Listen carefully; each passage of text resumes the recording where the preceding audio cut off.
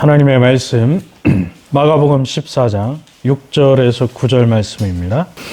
예수께서 이르시되 가만두라 너희가 어찌하여 그를 괴롭게 하느냐 그가 내게 좋은 일을 하였느니라. 가난한 자들은 항상 너희와 함께 있으니 아무 때라도 원하는 대로 도울 수 있거니와 나는 너희와 항상 함께 있지 아니하리라. 그는 힘을 다하여 내 몸에 향유를 부어 내 장례를 미리 준비하였느니라. 내가 진실로 너희에게 이르노니 온 천하에 어디서든지 복음이 전파되는 곳에는 이 여자가 행한 일도 말하여 그를 기억하리라 하시니라. 아멘. 오늘도 복된 주일 하나님께 예배하러 나오신 여러분에게 주님의 사랑과 은혜가 함께 하시기를 주님의 이름으로 축복합니다. 마가복음 14장은 예수님을 죽이려고 했던 대적들의 계획과 향유를 부은 사건, 그리고 유월절 사건을 보여주고 있습니다. 이 사건들을 통해서 보여주고자 하는 것은 바로 예수님이 도대체 누구신가 하는 것이죠. 여기에 목적이 있습니다. 그러나 많은 경우 여인이 예수님께 향유를 부은 사건을 가지고 여인의 공로를 말하거나 여인의 헌신을 자랑하거나 또 여인을 주인공으로 높이고 우리도 그 여인처럼 헌신해야 한다 이렇게 촉구하기도 합니다. 그러나 본문의 핵심은 여인의 헌신이나 여인 자체가 아닙니다. 그 여인의 향유 사건을 통해서 과연 예수 그리스도가 어떠한 분이시고 그분이 이 세상에 왜 오셨는가 하는 것을 우리에게 보여주고 있습니다. 오늘 본문 1절과 2절 말씀에 보면 아주 중요한 이야기가 나오죠. 오늘 본문 1절에 보면 이틀이 지나면 유월절과 무교절이라 대제사장들과 서기관들이 예수를 흉계로 잡아 죽일 방도를 구하며 이르되 밀란이 날까 하노니 명절에는 하지 말자 하더라 이렇게 말씀합니다. 이틀이 지나면 곧 유월절이 이르게 된 어느 날 대제사장들과 서기관들이 모여서 예수님을 어떻게 하면 죽일까 그것을 계획했다라고 하는 것이죠. 자, 이제 곧 있으면 유월절입니다. 이 유월절 파스카라고 하는 이 절기는 원래 넘어가다 그런 뜻입니다. 그러니까 유월절이라고 하는 말도 넘어가다라고 하는 말이고 헬라어로 파스카라고 하는 말도 넘어가다 그런 뜻입니다. 이 유월절이라고 하는 절기는 이스라엘 백성들에게 있어서 아주 중요한 3대 큰 절기 중에 하나였습니다. 하나님께서 애굽에서 종살이하던 430년 동안 종살이하던 이스라엘 백성들을 해방시켜 주시고 구원시켜 주시고 이제 자유를 주시는 그 날을 의미하는 것이죠. 하나님께서는 아브라함과 이삭과 야곱에게 이스라엘 백성들에게 가나안 땅을 약속해 주셨습니다. 그런데 그 땅으로 바로 들어가도록 하지 않고 약 400년, 430년 동안 다른 나라에 가서 종살이를 할 것이다 이렇게 말씀하셨습니다. 그리고 그 430년이라고 하는 기간이 끝나면 드디어 하나님이 약속하신 젖과 꿀이 흐르는 그 땅으로 이스라엘 백성들을 인도하신다 이렇게 말씀하셨습니다. 드디어 하나님이 약속하신 그 430년이 다 차고 하나님은 모세를 통해서 이스라엘 백성들을 애굽에서 이끌어 내셨다라고 하는 것이죠. 그런데 하나님께서 이스라엘 백성들을 애굽에서 인도해 내실 때 이스라엘 백성들의 힘으로 그들이 가지고 있는 능력으로 애굽을 물리치고 나온 것이 아니고 하나님께서 애굽에 10가지 재앙을 쏟아 부으신 다음에 하나님이 이스라엘 백성들을 인도해 내셨습니다. 그 마지막 10가지 재앙 중에 마지막 재앙이 바로 장자를 죽이는 거예요. 그러니까 애굽의 왕이었던 바로의 장자부터 백성들의 장자들까지 한 사람도 예외 없이 다 하나님이 죽여버리셨습니다. 그러나 이스라엘 백성들의 장자는 하나도 죽지 않았습니다. 왜 그랬는가 하면 하나님께서 이스라엘 백성들에게 양과 염소를 잡아서 그 피를 문 지방과 문설주에 바르게 하셨습니다. 그러면 죽음의 사자가 피가 묻혀 있는 그 집은 그 피를 보고 들어가지 않고 다음 집으로 넘어가는 거예요. 건너뛰고 넘어가는 거죠. 그래서 넘어갔다라고 하는 의미로 유월 혹은 파스카 그렇게 불렀습니다. 그래서 그 절기를 이스라엘 백성들은 유월절이라고 불렀고 파스카라고 불렀습니다. 이것을 한자에서는 유월이라고 표현을 했고 그래서 우리 성경은 유월절이라고 번역을 해놓은 것이죠. 그리고 이 유월절이 지나면 7일 동안 일주일 동안 무교절이라고 하는 절기를 지킵니다. 무교절이라고 하는 것은 말 그대로 빵에 누룩을 넣지 않고 반죽을 해서 구워 먹는 절기입니다. 이스라엘 백성들이 애굽에서 탈출할 때에 시간이 넉넉하고 많지 않았기 때문에 아주 신속하게 탈출을 해야 했습니다. 그래서 누룩을 넣지 않은 반죽으로 빵을 구워서 빨리빨리 먹고 탈출을 해야 됐기 때문에 무교병을 구워서 먹었다라고 하는 것이죠. 이것을 상징하는 것입니다. 사실 유월절이라고 하는 것은 이스라엘의 장자를 대신해서 양이나 염소가 희생당했습니다. 물론 이스라엘 백성들도 장자들이 다 죽어야 하는 그날 밤에 하나님은 양이나 염소가 대신 죽게 하시고 그 양이나 염소의 피를 통해서 이스라엘 백성들의 장자는 하나님께서 용서해 주셨다라고 하는 의미이죠. 이것이 바로 유월절 희생제사였습니다. 그런데 이 유월절 희생제사는 장차 신약에 오시는 예수 그리스도가 오셔서 우리들을 대신해서 우리의 죄를 짊어지시고 십자가에 죽으셔서 피를 흘리심을 보여주는 그림자라고 하는 것이죠.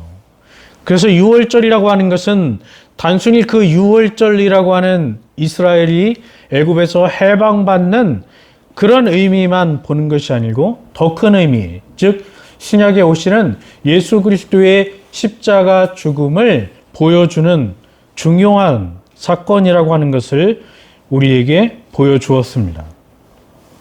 그래서 히브리서 9장 11절과 12절 말씀에 보면 그리스도께서는 장래 좋은 일의 대제사장으로 오사 손으로 짓지 아니한 것 곧 이 창조에 속하지 아니한 더 크고 온전한 장막으로 말미암아 염소와 송아지의 피로 하지 아니하고 오직 자기의 피로 예수 그리스도 자신의 피로 영원한 속죄를 이루사 단번에 성소에 들어가셨느니라. 여러 번 반복해서 구약시대처럼 여러 번 제사를 드릴 필요가 없이 단번에 예수 그리스도께서 자기의 목숨을 내어주시고 자기의 피로 성소에 들어가셨다라고 하는 것을 보여주고 있는 것이죠. 이처럼 히브리서는 염소와 송아지의 피로 하지 않고 오직 예수 그리스도 자신의 피로 영원한 속죄를 이루셨다라고 하는 것을 우리에게 소개해 주고 있습니다. 그 예수 그리스도가 바로 대제사장으로 이 땅에 오셨다는 것을 말씀하고 있는 것입니다. 구약의 유월절은 바로 이 예수 그리스도의 속죄에 대한 그림자였습니다.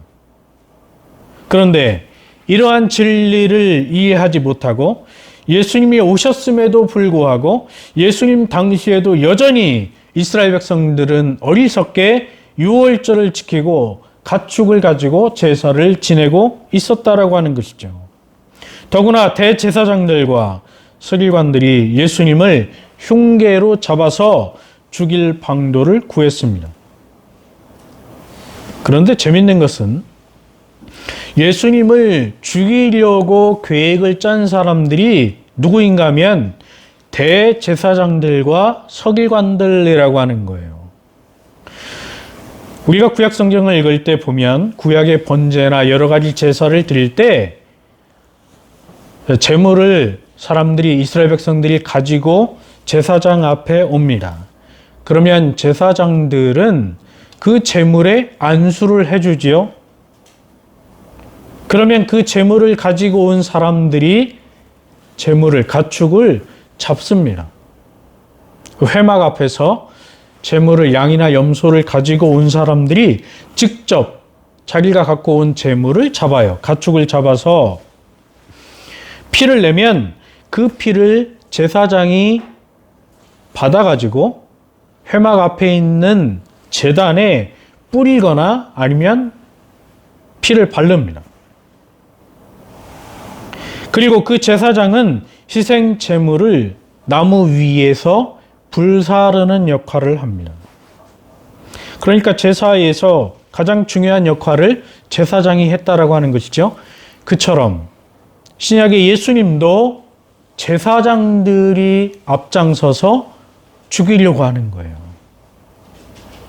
그러니까 구약 성경에 구약 시대에 제사장들이 제사를 집례했던 것처럼 신약에도 예수님의 죽음을 제사장들이 집행했다라고 하는 것이죠.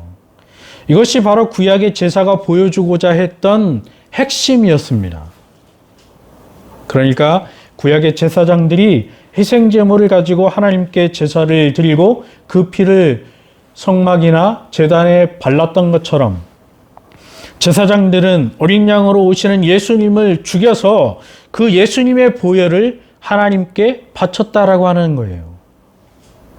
그러니까 예수님의 희생의 죽음을 구약의 제사장들과 제사가 미리 보여주었다라고 하는 것이죠. 그 예수님의 죽음은 구약에 주신 제사의 방법 그대로 신약에도 진행이 되었습니다. 그 희생의 제물이 바로 예수님이었다라고 하는 것이죠. 구약의 제사법은 바로 예수 그리스도의 십자가 죽음에 대한 그림자였고 예표였다라고 하는 것을 오늘 본문이 보여주고 있는 것입니다. 단순히 대제사장들이 예수님을 미워했고 시기했고 죽였다라고 하는 것에 그치지 않고 구약의 제사 방식 그대로 대제사장들이 앞장서서 예수님을 희생의 제물로 하나님께 드렸다라고 하는 것이죠. 물론 대제사장들은 이 사실을 몰랐을 것입니다. 그러나 하나님은 그 방법을 통해서 하나님의 구원을 이루어 가시는 것입니다. 그리고 오늘 본문 3절에 보면 이렇게 말씀합니다. 예수께서 베다니 나병 환자 시몬의 집에서 식사를 하실 때에 한 여자가 매우 값진 향유 곧 순전한 나드 한 옥합을 가지고 와서 그 옥합을 깨뜨릴 예수의 머리에 부으니, 예수님께서 베다니 나병 환자 시몬의 집에서 식사를 하셨습니다. 그냥 시몬의 집에서 식사를 하셨다 이렇게 해도 물론 되지요. 그렇게 기록을 해도 아무 이상이 없습니다. 문제가 되지 않아요. 그런데 성경은 굳이 나병 환자 시몬이라고 하는 것을 밝히고 있어요. 물론 우리 성경은 번역을 안 하고 생략을 했지만 헬라 원문을 보면 정관사가 붙어 있어서 그 나병 환자 시몬 이렇게 되어 있습니다. 그러니까 굳이 강조를 하는 거죠. 그냥 일반적인 나병 환자도 아니고 그 나병 환자 콕 찍어서 특정인을 가리키는 것입니다. 그 나병 환자 시몬 이렇게 밝히고 있어요. 당시에 누구나 다 알고 있었던 사람이었다라고 하는 말이죠. 예수님께서 나병 환자, 그런 하나님으로부터 저주의 대상으로 여겨졌던 사람들에게 손가락질 받고 격리되고 따돌림 당했던 나병 환자도 예수님은 사랑하시고 그의 가정에 들어가셨다라고 하는 것입니다. 당시의 나병은 하나님의 저주로 여겨졌고 백성들과 함께 어울려 살지 못하는 사람이었습니다. 하나님의 저주받은 사람, 아주 지독한 저주를 받아서 더 이상 백성들과 함께 살 수 없는, 가족으로부터도 버림당하는 그런 나병 환자의 집에 예수님은 들어가셨고, 그 하나님의 저주 가운데 있는 사람도 예수님은 사랑해 주시고 하나님의 백성으로 건져 주시는, 구원시켜 주시는 그 놀라운 하나님의 사랑을 보여주셨다라고 하는 것이죠. 그런데 식사를 하실 때에 한 여인이 와서 예수님 앞에 가장 값진, 매우 값진 향유, 순전한 나드 한 옥합을 가지고 와서 그 옥합을 깨뜨려서 예수님의 머리에 부었습니다. 옥합은 옥으로 만든 병을 의미합니다. 설화 석고나 혹은 섬유 석고로 만든 병이나 그릇에 담겨 있는 아주 귀중한 그런 향유이죠. 우리 성경에 나드라고 번역되어 있는 이 단어는 날도스라고 하는 헬라어 단어입니다. 원래 나드 기름이나 향유를 말하는 거예요. 그러니까 쉽게 말하면, 오늘날로 말하면 향수에 해당하는 것이죠. 원래 이 날도스, 나드라고 하는 것은 인도어에서 왔어요. 인도 말이 페르시아 말을 거쳐서 이스라엘 백성들에게 올 때는 날도스라고 불렀다라고 하는 것이죠. 원래 이것은 히말라야 산맥에 살고 있는 나르드라고 하는 것을 말합니다. 이 나르드라고 하는 식물이 아주 향이 좋기 때문에 그 식물에서 줄기나 뿌리를 채취해 가지고 이것을 가지고 향수를 만들었어요. 주로 네팔이나 부탄이나 히말라야 산맥 부근에서 자라는 것입니다. 그런 아주 고가의 향수이죠. 500g에 300데나리온 정도의 가격에 팔리는 것입니다. 당시에 한 데나리온이 근로자 한 사람이 하루 종일 일해서 얻는 하루 일당, 하루 임금에 해당하는 것입니다. 그러면 300데나리온이면 얼마가 될까요? 한 사람의 근로자가 1년 동안 쉬지 않고 벌어야 되는 금액이에요. 그러니까 1년 연봉에 해당하는 향수. 아주 고가의 향수이죠. 이런 향수를 가지고 와서 단번에 깨가지고 예수님의 머리에 부었습니다. 그러니까 이 모습을 보고 4절에 보면 이렇게 말합니다. 어떤 사람들이 화를 내어 서로 말하되 어찌하여 이 향유를 허비하는가? 이 향유를 300데나리온 이상에 팔아. 그러니까 300데나리온보다 훨씬 더 가치가 있다라고 하는 것이죠. 그 이상도 받을 수 있다는 거예요. 가난한 자들에게 줄 수 있었겠도다 하며 그 여자를 책망하는지라. 자, 어떤 사람들이 화를 내면서 말하지요. 왜 이 값비싼 향수를 허비하느냐. 이 향수를 300데나리온 이상에 팔아서 가난한 사람들에게 주었으면 더 복된 일이 아니냐. 이렇게 말하는 거예요. 그러면서 여인을 책망했습니다. 우리 성경에는 책망하는지라 이렇게 번역되어 있습니다. 그런데 원문 성경에 보면 미완료형으로 되어 있어요. 무슨 말인가 하면 계속해서 분개했다. 그렇게 번역됩니다. 계속해서 비난했다. 계속해서 여인을 책망했다. 이런 말이에요. 그러니까 한 번 말한 게 아니고 계속해서 되씹고 그렇게 비난하는 것이죠. 예수님께 비싼 향수를 허비했다고 하면서 여인을 비난하고 책망하고 꾸짖고 손가락질했다라고 하는 것이죠. 그런데 요한복음 12장 4절에 보면 이렇게 여인을 비난한 사람들 중에 대표자가 누구였는가 하면 가룟 유다였습니다. 가룟 유다가 아주 여인을 대표적으로 비난했던 사람이에요. 요한복음 12장 5절에 보면 이 향유를 어찌하여 300데나리온에 팔아 가난한 자들에게 주지 아니하였느냐 하니 이렇게 말함은 가난한 자들을 생각함이 아니요 그는 도둑이라. 가룟 유다예요. 가룟 유다는 도둑이라. 돈꾀를 맞고 거기 넣는 것을 훔쳐 가밀어라. 가룟 유다가 이 비싼 향유를 깨는 모습을 보고 아까워하는 거지 안타까워하는 거예요. 차라리 그것을 팔아서 가난한 사람들에게 나눠 주었으면, 그러니까 제자들에게 맡겼으면 자기가 훔쳐가려고 했다라고 하는 것이죠. 그가 이렇게 흥분한 것은, 화를 낸 것은 제자들의 돈 관리를 맡은 사람으로서 나중에 자기가 훔쳐가려고 했다는 거예요. 그러니까 겉으로는 가난한 사람들을 생각하는 것 같지만 사실은 자기가 가지려고 했다는 거예요. 욕심이죠.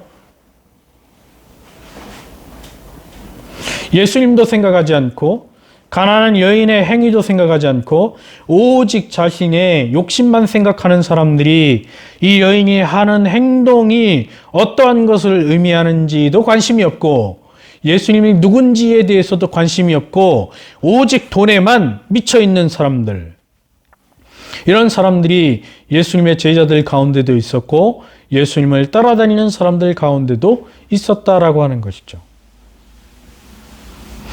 그런데 이 모습을 보고 예수님이 이렇게 말씀합니다. 6절에 보면 예수께서 이르시되 가만두라. 너희가 어찌하여 그를 괴롭게 하느냐. 그가 내게 좋은 일을 하였느니라. 예수님은 제자들에게 가만두라고 말씀합니다. 그 여인을 괴롭게 하지 말라 이렇게 말씀하는 것이죠. 그 여인의 행위는 예수님께 좋은 일이었다. 좋은 일을 하였다. 이렇게 말씀합니다. 여기 좋은 일이라고 번역되어 있는 단어는 아름다운 일, 그런 뜻이에요. 적합한 일, 좋은 일, 그런 말이에요. 무슨 말인가 하면 예수님께 향유를 부은 이 여인의 행동은 비난받고 책망받고 손가락질 받을 일이 아니고 매우 중요한 일이고 매우 아름다운 일이었다라고 하는 의미입니다. 세상에 가난한 사람들은 항상 있는 거예요. 하나님께서 창조하시고 아담이 범죄한 이후로 가난한 사람들은 세상에서 끊어지지 않습니다. 가난한 사람들은 누구도 해결 못한다고요? 나라의 임금도 해결 못해요. 가난이라고 하는 것은 왕도 해결할 수 없습니다. 어떤 총명한 왕도, 어떤 군주라도 백성들의 가난을 해결해 줄 수 없어요. 이것이 세상의 이치입니다. 그 어떠한 정책을 쓰고 어떠한 방법을 써도 가난은 왕이나 임금이 해결할 수가 없어요. 세상에는 가난한 사람들이 항상 있을 거예요. 제자들과 함께 있습니다.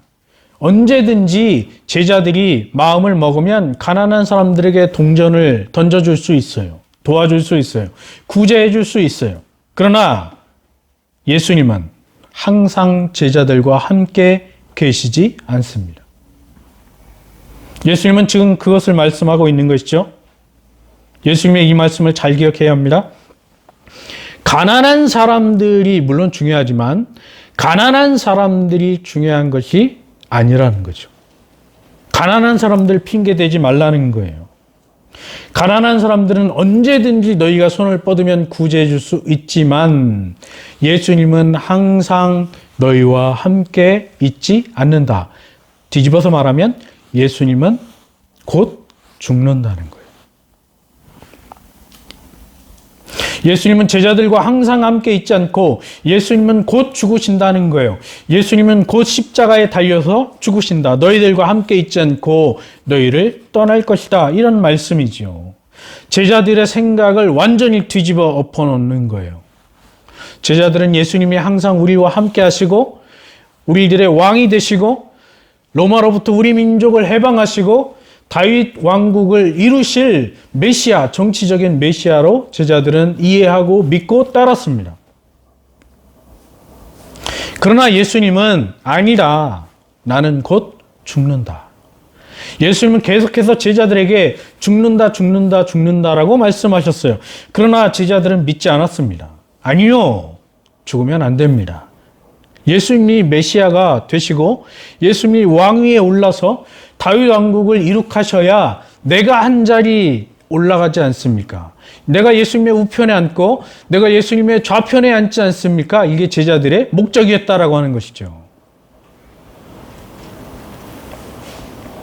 그렇게 예수님께서 교훈을 해주셨음에도 불구하고 예수님의 제자들은 예수님의 죽음에 대해서 이해하지 못했어요. 그런데 이 여인이 지금 하고 있는 행위는 제자들이 인식하지 못하고 제자들이 믿기를 거부했던 그것을 보여주고 있는 거예요.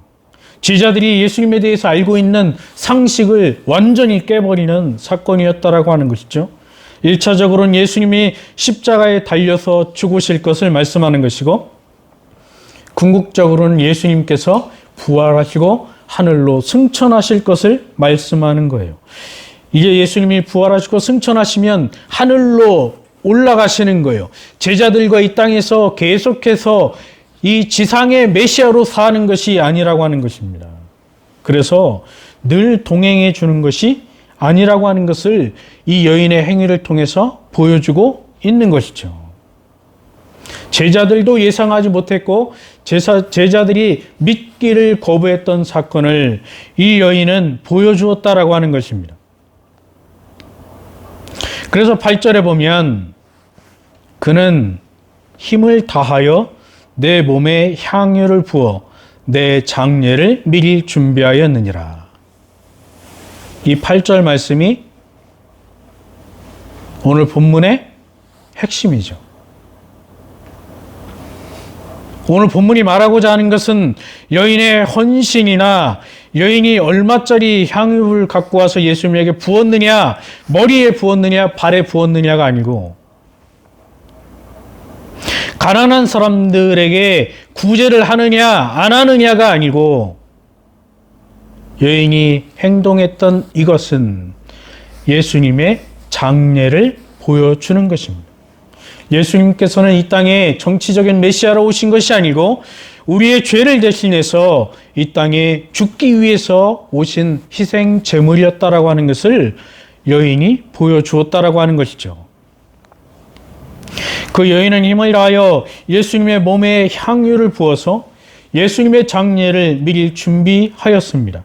여인의 행위는 예수님의 장례를 준비한 거예요. 예수님이 곧 죽으신다라고 하는 것입니다. 이것은 예수님께서 여러 차례 제자들에게 말씀해 주셨습니다. 그러나 제자들은 이 예수님의 말씀을 믿지 않았어요. 예수님이 왜 죽습니까? 정치적인 메시아로 오셔서 다윗의 왕국을 이룩하고 로마로부터 우리들을 해방시켜주고 강력한 나라를 만들어야 하지 않습니까? 이것이 제자들의 메시아관이었다라고 하는 것이죠. 그러나 이 예수님은 이 여인의 행위를 통해서 자신의 죽음을 깨닫게 하셨던 것입니다. 여인이 물론 이것을 알고 한 것은 아니었습니다. 그러나 이 행위는 예수님의 죽음에 대한 가장 확실한 상징이 되었습니다. 다시 말해서 시청각적인 교육이 되었다라고 하는 것이죠. 그리고 예수님이 이렇게 말씀합니다. 9절, 내가 진실로 너희에게 이르노니 온 천하에 어디서든지 복음이 전파되는 곳에는 이 여자가 행한 일도 말하여 그를 기억하리라 하시니라. 예수님은 여기서 신적인 권위로 말씀하고 있습니다. 내가 진실로 너희에게 이르노니. 아멘, 레고 휘민. 내가 너희에게 말한다.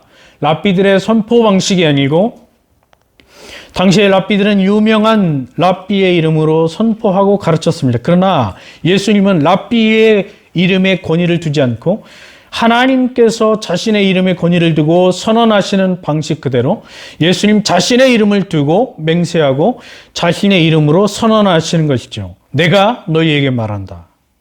그리고 진실로 아멘이라고 하는 단어도 예수님이 하나님의 아들 그리스도 아멘으로 오시는 하나님의 아들이라고 하는 사실을 보여주고 있는 것이죠.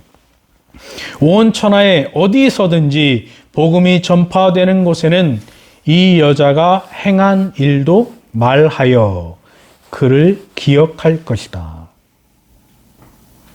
이 말씀을 잘못 오해해서 거 봐라, 여자가 행한 일도 말하라고 하지 않았느냐? 그러니까 여인의 헌신과 여인의 희생과 여인의 봉사를 오늘날 교회가 배워서 힘써야 한다 이렇게 가르치고 있습니다. 물론 교회가 봉사하고 헌신하는 것은 당연한 일이죠.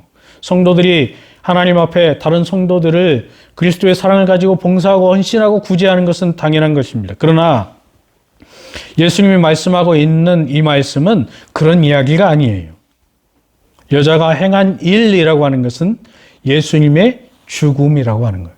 예수님의 죽음을 미리 보여주는 장래의 사건, 그것을 말하는 것이죠. 다시 말해서 예수님이 이 땅에 죽으러 오셨다라고 하는 것을 여인이 보여주었다라고 하는 것이죠. 그것을 세상에 전하라. 복음이 전파되는 곳에는 예수 그리스도께서 이 땅에 오셔서 십자가에 달려서 죽으신다라고 하는 것을 세상에 전하라고 하는 것입니다.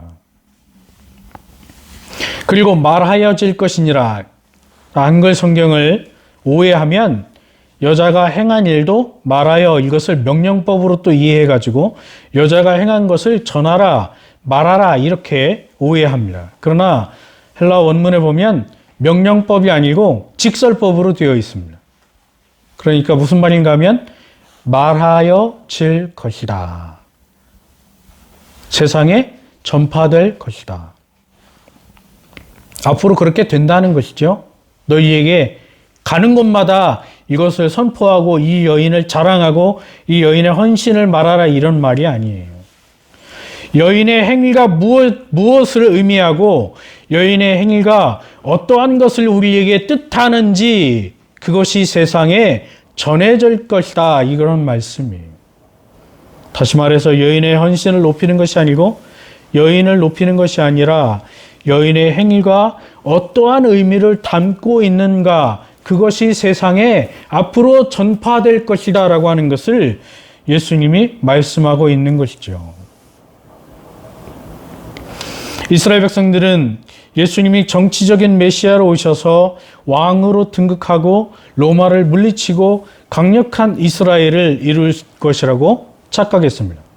심지어 예수님의 제자들도 그렇게 믿었습니다.